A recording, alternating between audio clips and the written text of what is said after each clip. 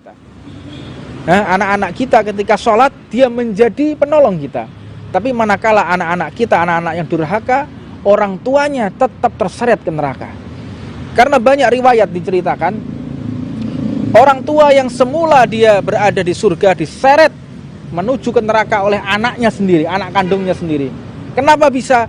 Seorang ayah tidak mengenalkan anak-anaknya dengan baginda Nabi Muhammad. Seorang ayah yang tidak mengenalkan anak-anaknya kepada Al-Quran, tidak mengenalkan anak-anaknya kepada para habaib, para dzurriyyah Nabi, tidak mengenalkan anak-anaknya kepada para kiai, para alim, justru mengenalkan anak-anaknya kepada ahlu dunia, mengenalkan anak-anaknya kepada pemain sinetron, kepada artis, yang artis kafir, yang dia bermaksiat. Mending kalau artisnya soleh. Kan banyak sekarang artis-artis soleh itu, seperti yang saya sebut kemarin, Mbak Imbong, soleh dia, sholat, puasa. Artis-artis yang lain kan pada gitu. Jadi malu kalau orang-orang mengidolakan artis, artisnya puasa, artisnya sholat, artisnya sedekah, para fansnya malah nggak sholat, fansnya ngerokok di jalan, waliyadzubillah min dzalik. Dikenalkan kepada orang-orang yang jauh dari Allah Subhanahu wa taala, sehingga anaknya durhaka. Jadi orang tuanya semula di surga, dia diseret oleh anaknya menuju ke neraka. Dan banyak pula seorang tua yang lalai sehingga dia masuk neraka dan akhirnya diseret oleh anaknya menuju ke surga, digandeng oleh anaknya menuju ke surganya Allah Subhanahu wa taala. Alhamdulillah wassalatu wassalamu ala Rasulillah Sayyidina Muhammad ibn Abdullah wa ala alihi wa sahbihi wa man walah, wala hawla wala quwata illa billah. Subhanaka la ilma lana illa ma 'allamtana innaka antal alimul hakim. Rabbi shrah li sadri wa yassir li amri wahlul 'uqdatam min lisani yafqahu qawli. Alhamdulillah atas nikmat Allah, atas rahmat Allah, kasih sayang Allah, sehingga kita masih dapat melaksanakan untuk mengkaji bersama ilmu baginda Nabi besar Muhammad sallallahu alaihi wa alihi wasallam. Di dalam ketaatan ini penting kita pahami bersama bahwa taat yang benar-benar taat adalah orang yang meninggalkan segala sesuatu yang dilarang oleh Allah dan senantiasa ikhlas, senantiasa istiqomah, senantiasa mulazimah, melazimkan segala sesuatu yang diperintah oleh Allah Subhanahu wa taala.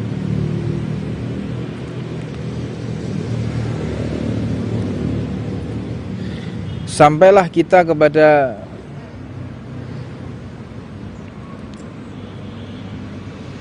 fasal wa min adabil wujubi ta'atil qalb. Termasuk adab sopan santun adalah ketaatan hati. Wa min ta'atil qalb al-iman billah, iman kepada Allah tanpa ada sedikit pun keraguan kepada Allah. Wal yaqin, yakin kepada Allah. Wal ikhlas, seperti yang kita bahas di hari-hari yang lalu. Wat tawadhu', dan kemarin kita sampai kepada perihal tawadhu', rendah hati. Rendah hati itu tempatnya ya pasti di hati, bukan pada fisik. Fisik ini hanyalah cerminan yang apa yang ada di dalam hati. Jika hatinya muram, tentu fisiknya pun akan muram. Jika hatinya bahagia, tentu fisiknya pun akan cerah. Jadi sebetulnya apa yang ada di zahir kita ini cerminan apa yang ada di dalam hati kita. Maka ketika kita tawadhu, rendah hati, ini tidak ada satupun orang yang mengerti kapan dia ikhlas, kapan dia ujub, kapan dia riya. Tidak ada orang yang tahu. Wan nasihatu lil muslimin, termasuk orang yang memiliki ketaatan hati, dia senantiasa menebar kebaikan, mengajak seseorang, menasehati seseorang untuk bersama-sama mengerjakan sesuatu yang baik, yaitu melaksanakan perintah Allah, dengan mengajak sahabatnya, mengajak teman-temannya, mengajak saudaranya untuk senantiasa taat kepada Allah Subhanahu wa taala. Wasakha, orang yang hatinya penuh dengan cahaya, hatinya penuh dengan cinta kepada Allah dan dicintai oleh Allah, biasanya dia itu termasuk orang yang sakha. Apa itu dermawan? Dan sesungguhnya orang kalau dermawan, insya Allah dia tidak akan pernah terkena penyakit. Karena pernah satu diceritakan ya, sesungguhnya manusia ini di dalam hartanya dititipi penyakit oleh Allah. Di dalam hartanya dititipi musibah, malapetaka. Semua manusia di dalam harta itu Allah sediakan jatah kita beli obat. Allah berikan jatah kita untuk menginap di rumah sakit. Allah berikan jatah kita untuk membeli barang yang rusak. Maknanya kalau kita terjadi sesuatu insiden di jalan, terjadi kerusakan, Allah sudah sediakan rezeki untuk memperbaiki kendaraan kita. Nah, manakala kesediaan Allah diganti dengan sedekah, maka yang semacam itu penyakit, termasuk kecelakaan di jalan, termasuk daripada segala sesuatu yang tidak kita kehendaki, maka akan hilang dengan kedermawanan nanti, dengan sakha tadi. Diceritakan ada salah satu saudara kita, beliau bertempat tinggal di Arab Saudi sana. Beliau tinggal di Arab Saudi, sudah sangat banyak diketahui bahwa orang yang tinggal di Arab Saudi itu banyak menggaji para TKW, tenaga kerja wanita. Maka salah satu pekerja wanita yang ada di Arab Saudi ini, setelah beberapa bulan beliau nggak pulang, kembali kepada majikannya. Jadi majikannya begitu suka dengan TKW ini karena kecepatan bekerjanya, karena enaknya masakan. Karena nggak ada yang lebih enak masak seperti Indonesia. Kalau masakan Arab Saudi sana hambar, nggak ada rempah-rempah seperti di Indonesia ini, nggak ada. Di sana itu penuh dengan hanya dengan wadi, ada lembah-lembah, nggak seperti di Indonesia. Indonesia kan penuh dengan rempah-rempah, bawang, brambang, cabai, seledri, banyak makanan yang ada di Indonesia, dan itu nggak terdapat di negara Arab. Orang Indonesia udah tahu bagaimana cara meraciknya, sehingga si TKW ini benar-benar disayang oleh majikannya. Majikannya seorang perempuan tua. Maka diceritakan di situ, beberapa bulan si pembantu rumah tangga ini pulang kembali ke Arab Saudi untuk melanjutkan pekerjaannya. Luar biasa, seperti biasa, memang cekatan, memang sangat lihai sekali dalam memasak, enak masakannya. Diriwayatkan di situ, pembantu ini punya satu keanehan. Kalau di kamar mandi ini lama, nggak seperti biasanya. Lama kalau di kamar mandi. Jadi setiap kamar mandi sampai 1 jam, nggak seperti biasanya. Maka dibiarkan aja oleh majikannya ini, seorang perempuan tua. Dan kebetulan majikannya ini terkena satu penyakit kanker yang telah divonis oleh dokter, hidupnya tinggal 4 bulan lagi.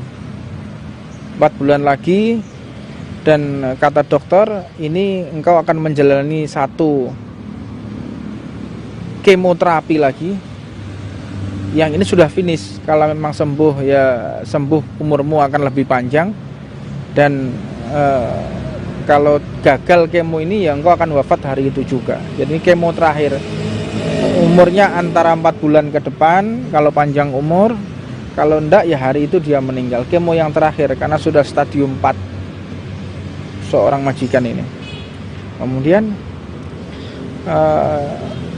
si majikan ini punya pembantu rumah tangga TKW ini yang setiap hari 1 jam di kamar mandi, nggak pulang-pulang, nggak keluar-keluar, 1 jam nggak keluar, sampai akhirnya majikannya ini memberanikan diri untuk bertanya,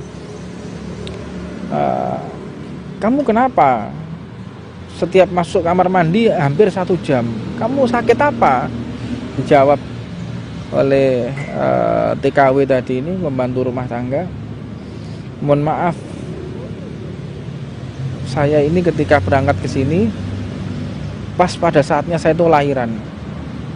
Saya lahiran.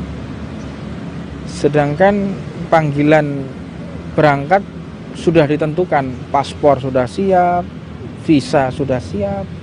Sedangkan kami ini hidup pas-pasan di desa. Kalau saya nggak berangkat harus bayar tagihan. Kalau saya nggak berangkat ini nanti nggak bisa makan. Sedangkan kalau saya berangkat juga saya punya bayi. Kamu punya bayi? Iya, saya punya bayi. Ketika saya kesini saya punya bayi. Terus kenapa dengan bayimu? Ya itulah alasan saya di kamar mandi berlama-lama. Jadi ketika saya melahirkan saya harus menyusui anak saya. Dan saya ketika di kamar mandi lama karena mohon maaf Pak, payudara saya ini sangat keras sekali. Jadi saya keluarkan dulu air susu tersebut.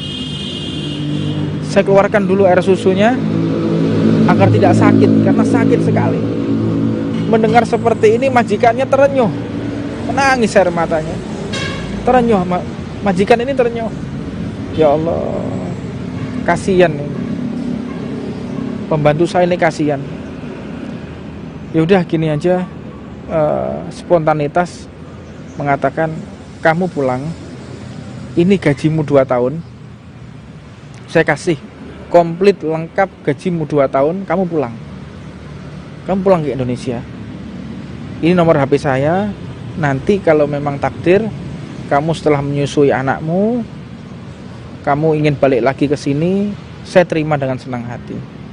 Karena sudah berpikir udah nggak bakal ketemu lagi. Ya ini saatnya saya beramal soleh di dalam batin majikannya ini. Ya sudahlah, beliau benar-benar pasrah dan memberikan uang saku, disuruh ini tiketmu, ini gajimu selama 2 tahun, kamu pulang TKW ini dengan membawa gaji 2 tahun agar bisa bertemu dengan bayi yang disusuinya tadi. Hari telah ditentukan untuk kemoterapi. Ketika hari ditentukan oleh kemoterapi, seperti biasa ada medical check, dicek oleh dokter ini dengan alat yang sangat canggih. Begitu dicek, dokter ini heran, begitu sangat heran. Begitu disampaikan kepada majikannya ini, kepada orang Arabnya ini yang tinggal di Dubai, tanya, kamu berobat di mana? Kamu minum obat apa? Dijawab oleh beliau ini, majikan orang TKW ini, saya nggak minum obat apa-apa, saya juga nggak berobat kemana-mana. Nggak mungkin, kata dokter tadi, nggak mungkin. Benar, saya nggak minum obat apapun. Kalau begitu engkau mendapatkan mukjizat. Kanker yang ada di tubuhmu semuanya hilang, tidak tersisa sedikit pun. Subhanallah, tidak sedikit pun tersisa. Kaget. Majikannya orang TKW ini kaget betul. Kenapa seperti itu? Wallahu a'lam, saya sendiri nggak tahu. Akhirnya pulang, nggak jadi di kemo, pulang, dilihat normal semuanya. Menangis. Subhanallah, ini mungkin karena berkah saya bersedekah, berkah ketika saya ini dermawan kepada orang yang membutuhkan, terutama kepada ibu-ibu yang menyusui anaknya, rela pisah dengan anaknya, mencari rezeki sampai ke luar negeri, anaknya yang harusnya disusui ditinggalkan demi mencari rezeki yang halal. Subhanallah. Namun sama-sama beruntung kedua orang ini. Majikannya dibukakan pintu oleh Allah, pintu kedermawanan. Yang TKW juga demikian, bertemu dengan orang yang dermawan. Mungkin dengan doa yang tulus dari seorang ibu yang menyusui, doa yang tulus dari orang yang baru melahirkan. Karena diriwayatkan 40 hari orang setelah melahirkan itu doanya diijabah oleh Allah. doanya nggak bakal ditolak oleh Allah. Seperti doanya para nabi dan rasul.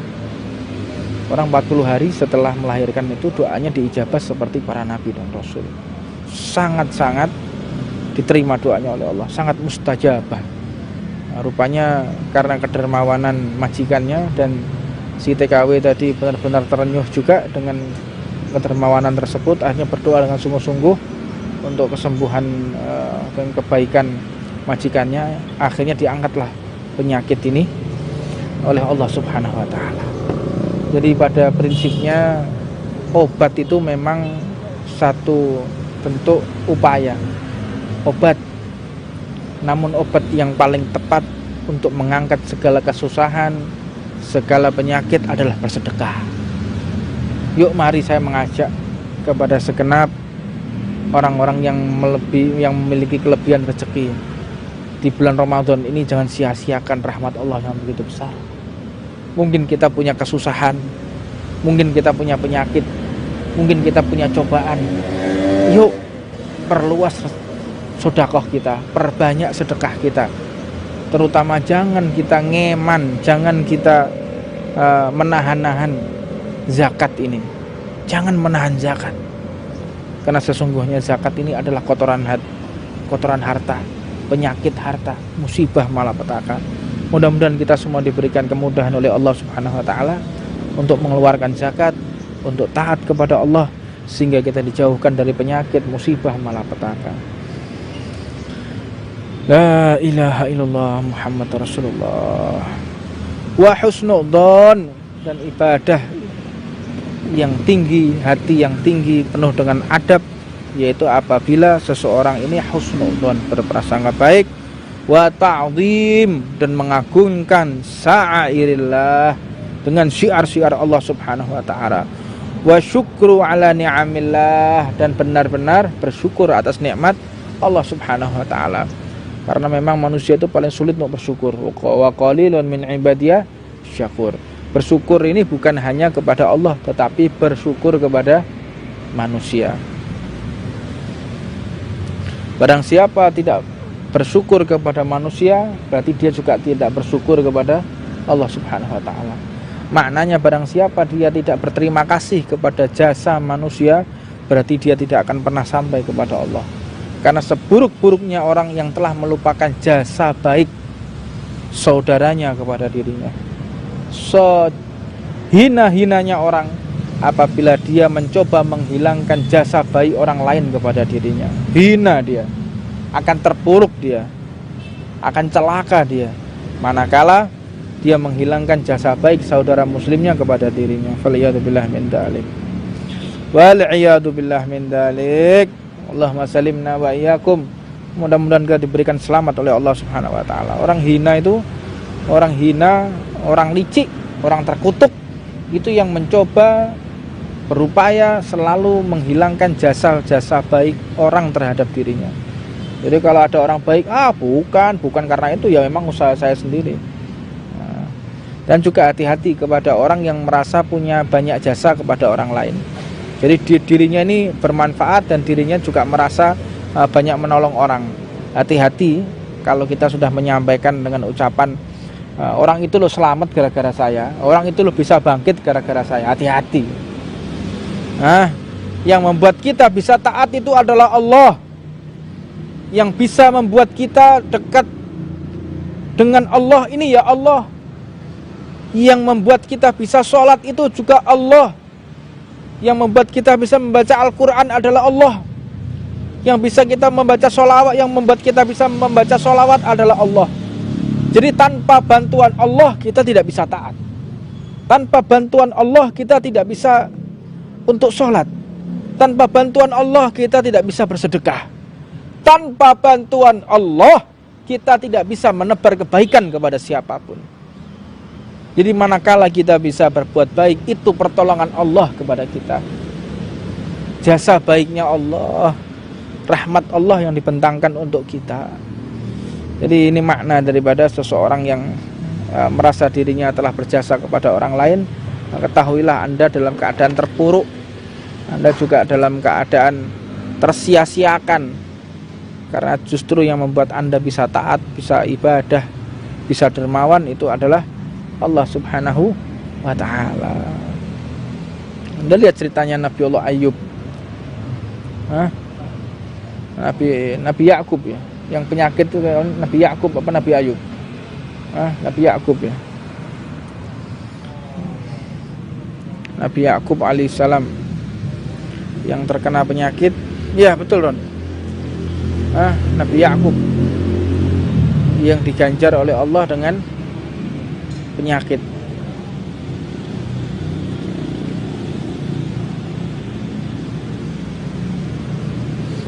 Beliau itu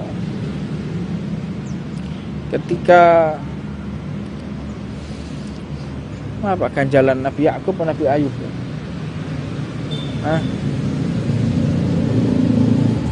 Nabi Ayub alaihi salatu wassalam.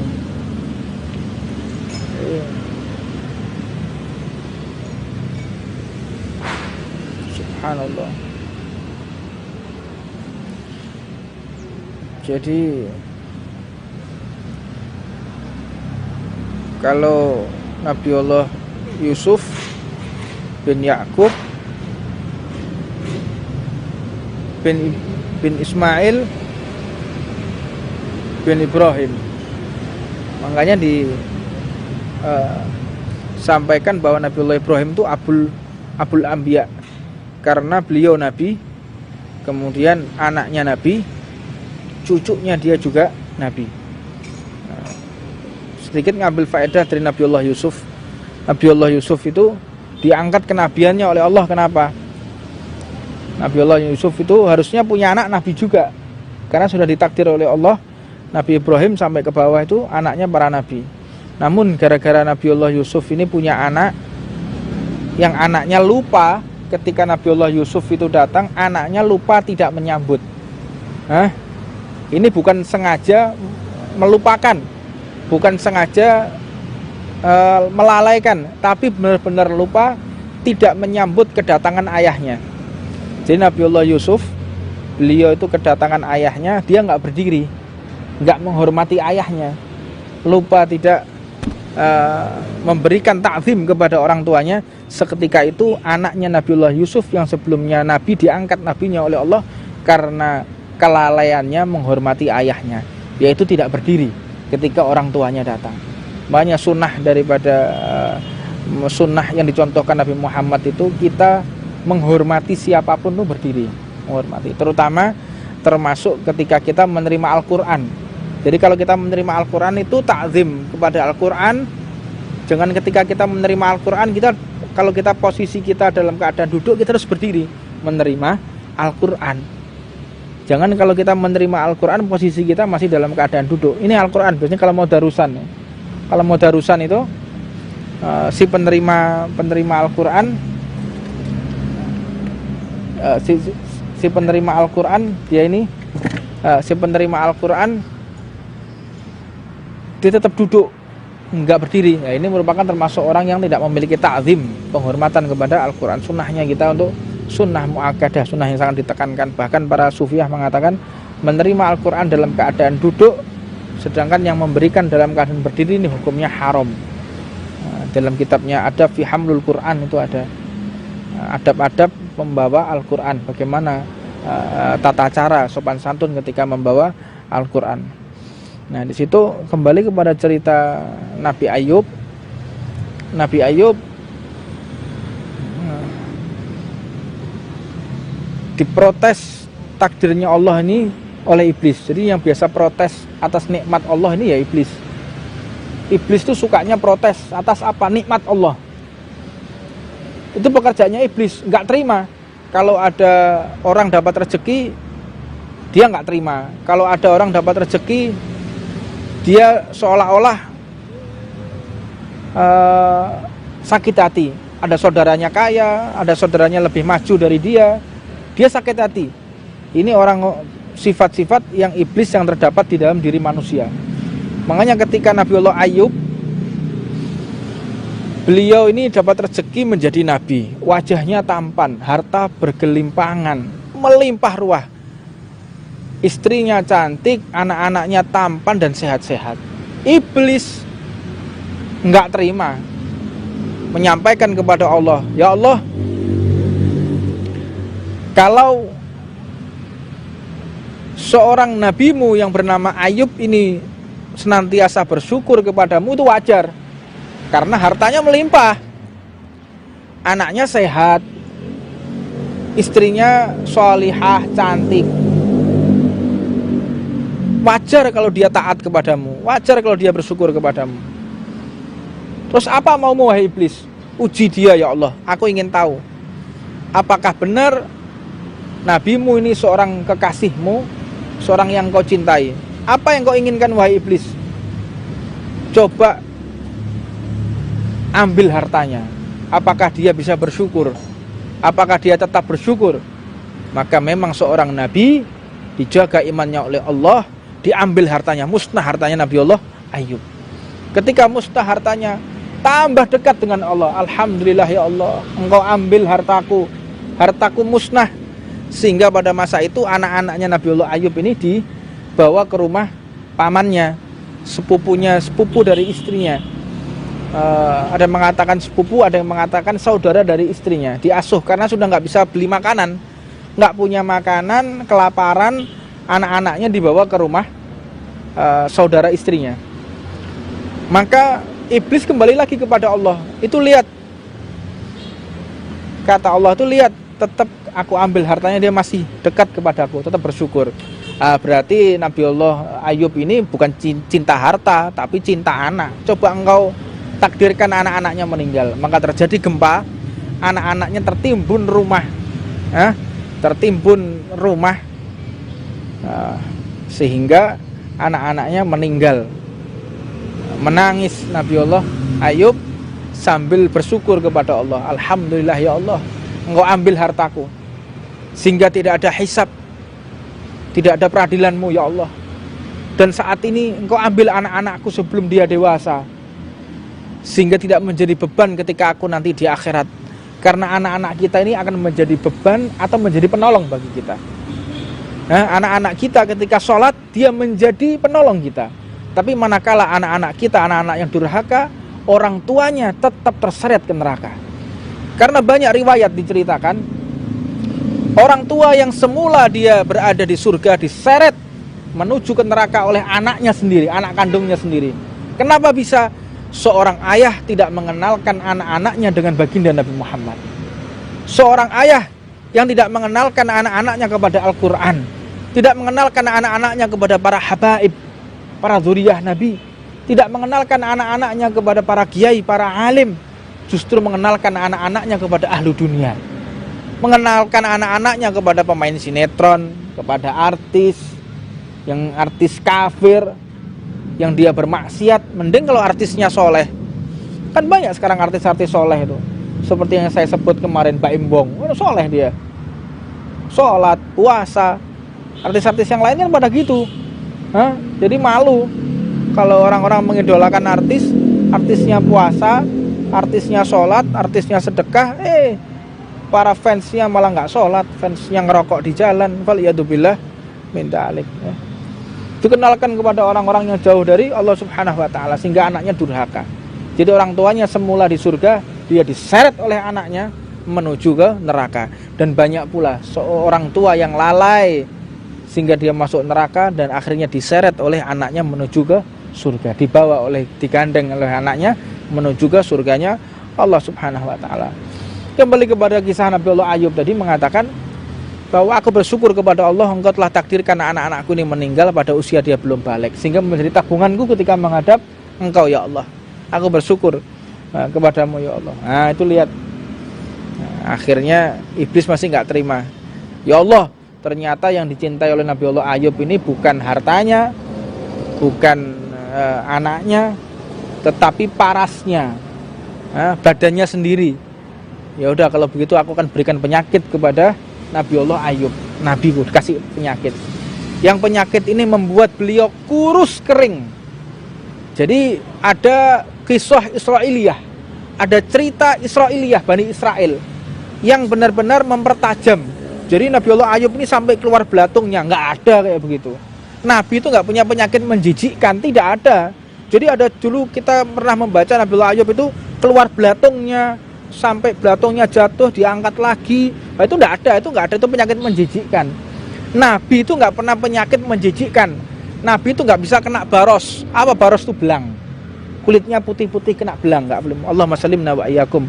Mudah-mudahan kita diberikan selamat oleh Allah Subhanahu wa taala dari penyakit-penyakit yang membuat kita turun kedudukannya di hadapan Allah Subhanahu wa taala. Nabi juga tidak buta. Nabi juga tidak buta. Sebagaimana Nabiullah Yusuf ketika ditangisi oleh ayahnya Nabiullah Yakub. Nabiullah Yakub menangisi Nabiullah Yusuf sampai buta. Enggak, itu cuman berkurangnya pandangan, enggak buta. Jadi Nabi itu terbebas dari penyakit yang menjijikkan. Nabi terbebas dari seorang Nabi dan Rasul, dia nggak bisa buta. Nabi dan Rasul juga nggak bisa kena penyakit yang sifatnya menurunkan harga dirinya, enggak. Jadi Nabiullah Ayub ini kena penyakit sehingga kurus kering, ototnya nggak ada, tinggal tulang dan kulit aja, kurus. Otomatis orang yang kurus tampannya hilang karena udah keriput semua, akhirnya beliau diusir. Nah, ketika diusir sampai di bawah pohon, disitulah beliau memperjuangkan hidupnya, makan seadanya di samping kanan kirinya, tetap beliau bersyukur kepada Allah. Akhirnya setan ini pasti nggak terima, yang digoda adalah istrinya. Diisi buat apa engkau nungguin Nabiullah Ayub? Nabiullah Ayub ini sudah nggak punya harta, miskin, diusir dari perkampungan, nggak punya anak, ngapain kamu benar-benar setia kepada dia? Akhirnya tergoda oleh iblis, pergi. Iblis ini warnanya beda-beda. Iblis itu punya banyak warna. Jadi warnanya iblis yang menggoda Nabi warnanya ini, yang menggoda Rasul warnanya ini. Jadi iblis yang menggoda kita, iblis kacangan, kayak preman pasar. Ini bukan iblis yang kelas-kelas mafia internasional. Habis kita kalau digoda oleh iblis yang biasa menggoda para nabi dan rasul, hilang kita, udah nggak jelas nasib kita mau kemana. Nah, di situ iblis ini sudah lelah dan aku benar-benar angkat tangan kepada Nabiullah Ayub, dan akhirnya turunlah malaikat Jibril memberikan wahyu, memberikan kabar, Allah yukri'ukas salam, Allah memberikan salam kepadamu bahwa ujianmu telah berlalu. Maka disitulah Allah menitipkan wahyu dengan malaikat Jibril. Kepada malaikat Jibril disampaikan kepada Nabiullah Ayub untuk mengusap air panas dan air dingin secara bergantian. Nah, ini dalilnya orang-orang yang suka mandi jacuzzi. Jacuzzi itu panas dingin itu bagus.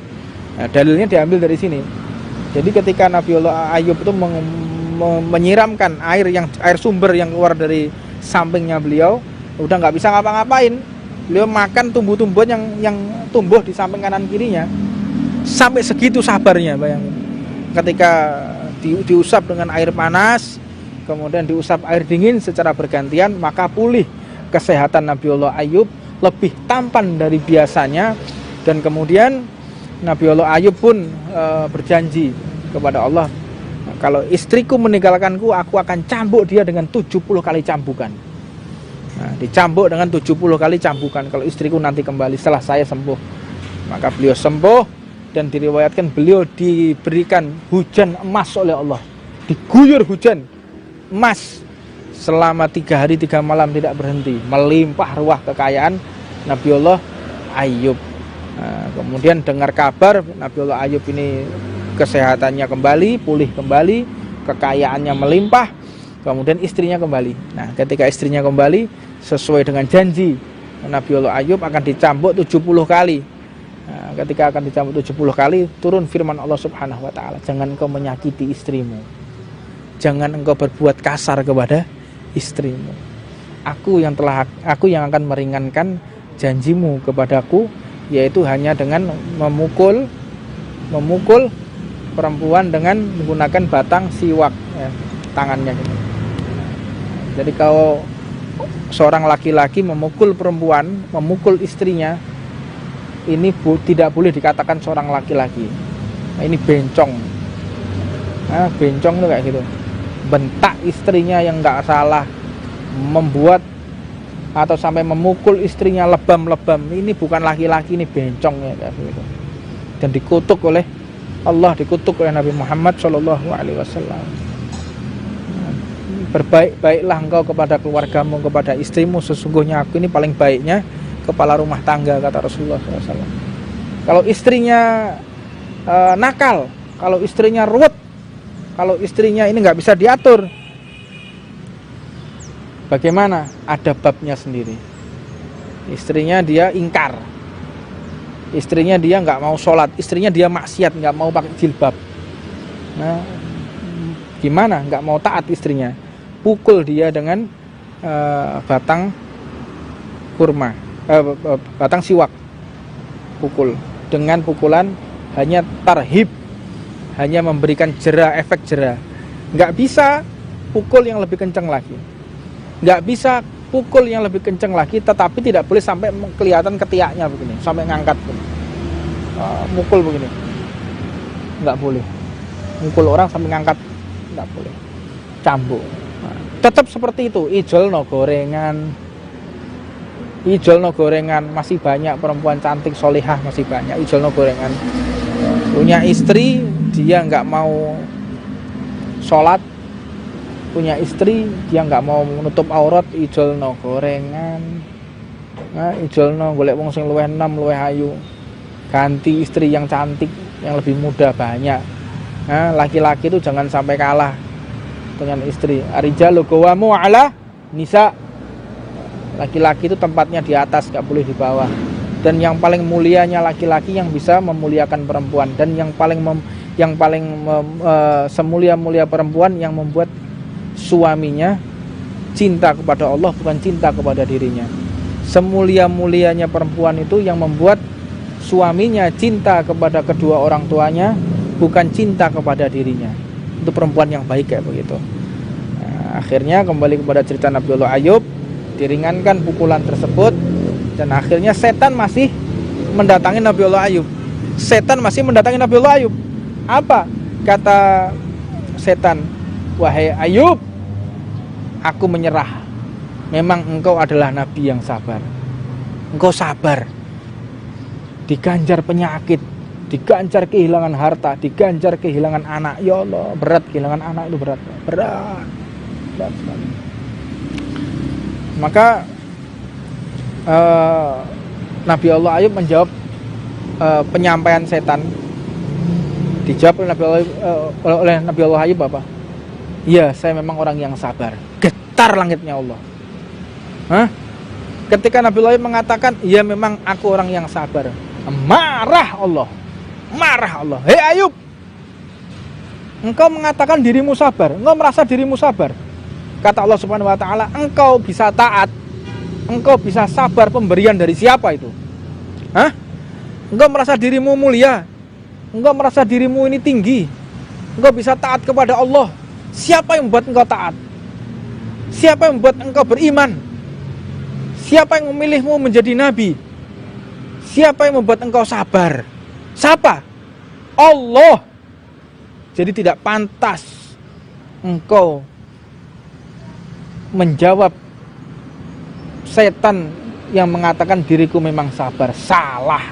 Hampir dicabut kenabiannya Nabiullah Ayub yang telah melewati begitu besar cobaan Allah karena merasa dirinya sabar, karena merasa dirinya soleh, karena merasa dirinya taat kepada Allah. Lalu bagaimana dengan kita?